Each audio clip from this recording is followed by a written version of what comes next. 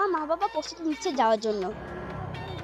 আমরা রওনা দিলাম এই সুন্দর মন্দিরটি দেখতে দেখতে আকাইপুরের উদ্দেশ্যে।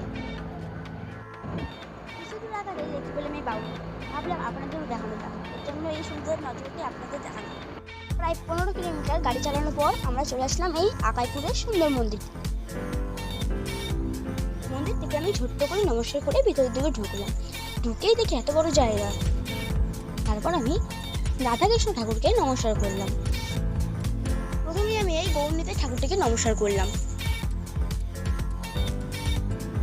এরপর এই সুন্দর রাধাকৃষ্ণ ঠাকুরটা আর এই সিনারিটা আমি উপভোগ করলাম।